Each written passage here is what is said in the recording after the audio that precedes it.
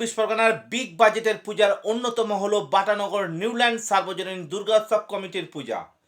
৭৯তম বর্ষে এবছরের থিম ওড়িশার ধবলগিরির শিব মন্দির। প্রতি বছর নজর কাড়া ভিড় এই পূজা মণ্ডপে। রাজ্যের সর্বস্তর থেকে এমনকি ভিন রাজ্যের থেকেও দর্শনার্থীদের ভিড় দেখা যায় চোখে পড়ার মতো। এবছরও মহালয়া থেকেই আগে ভাগেই দর্শনার্থীদের ভিড় জমিয়েছে এই পূজা মণ্ডপে। আমরা প্রতিদিন তুলে ধরব এসএস স্টার নিউজের দর্শকদের জন্য জেলার প্রতিটি পূজা মণ্ডপের ছবি।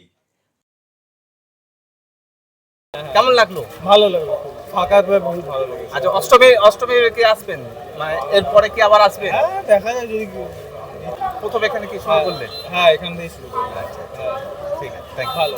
তোমার নাম? শিখা দাস। কোথা থেকে আসছো? আমি গার্ডেনডিস মেদিয়াপুর। কেমন লাগলো? অনেক ভালো। সারা বছর অপেক্ষা থাকতে হয় আজকের দিনটার জন্য।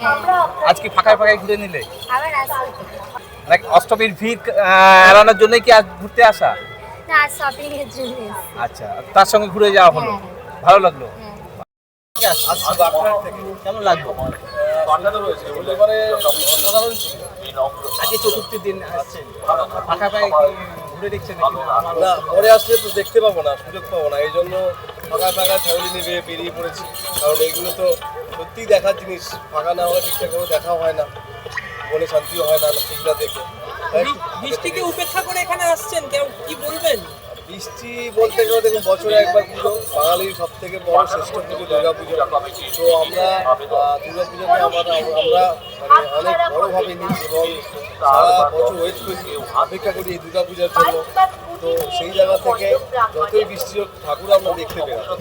কেমন ভালো হয়েছে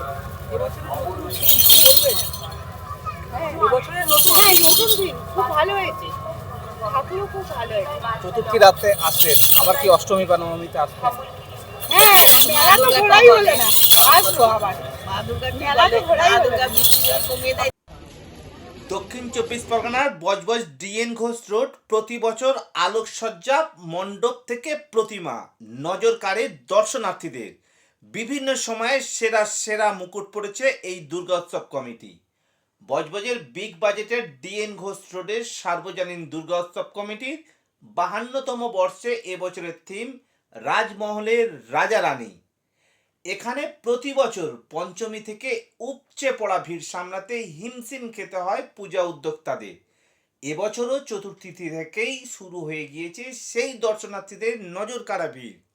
আমরা এবার এসএস স্টার নিউজের দর্শকদের জন্য তুলে ধরছি বজবজ ডিএন ঘোষ রোডের সার্বজনীন দুর্গোৎসবের ছবি এবং দুর্গোৎসব কমিটির মূল্যবান বক্তব্য। আসুন শুনে নেওয়া যাক। দাদা, এই বছরে আপনাদের থিম? এবছরে আমাদের থিম মূলত রাজস্থানের রাজমহলে রাজরানী। এটা কততম বর্ষ? আমাদের এটা 52তম বর্ষ এবছর। তো 52তম বর্ষে আমরা নতুন রূপে এসেছি।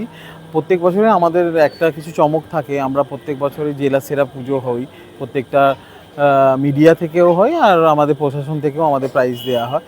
তো আমরা এবারে নতুনত্ব এনেছিলাম যে রাজস্থানি কালচারটা, যেটা মণ্ডপের বাইরে আমরা দেখতে পাবেন পুরো তুলে ধরা হয়েছে। ওইটা এখনও কিছুটা বাকি আছে, এখনও একটা পালকি হবে, পালকির মধ্যে দিয়ে আমরা এন্ট্রি হবে ওইটা। তো ওই মণ্ডপে ওটা কিন্তু ভেতরে আমরা বাংলার ঐতিহ্যকে বজায় রেখেই তার শিল্পকলাকে তুলে ধরেছি। দর্শনার্থীদের ভিড় এবছর কেমন আসে? আশা করি যদি ওয়েদার ভালো থাকে তো খুবই ভালো হবে। মানে দর্শনার্থী তো প্রত্যেক বছরই আমাদের লাখ লাখ দর্শনার্থী প্রত্যেক দিন আমাদের এখানে প্রবেশ করেন, আসেন, ঠাকুর দেখেন, উপভোগ করেন। কিন্তু এবছরে আমার মনে হচ্ছে যে, জানি না, ওয়েদারের রিপোর্টটা তো খুবই খারাপ শুনছি। আশা করি মা চাইলে তো সবই মানে হবে। তো আশা করি দেখা যাক কী হয়। কিন্তু যদি মানে আকাশ পরিষ্কার বা ওয়েদার সাথে থাকে আমাদের, তাহলে আশা করি যেরকম লক্ষ্যরাত আসে, যেন লক্ষ্য সমাগম হয়, সেরকমই হবে। আপনার নাম? আমার নাম তাপস মাইতি, আমি এখানের সম্পাদক। এই কমিটির নাম? কমিটি ডিএন ঘোষ রোড সার্বজনীন দুর্গোৎসব কমিটি। সব খবর সবার আগে পেতে সাবস্ক্রাইব করুন আমাদের ইউটিউব চ্যানেল এবং লাইক ও ফলো করুন আমাদের Facebook page SS star news.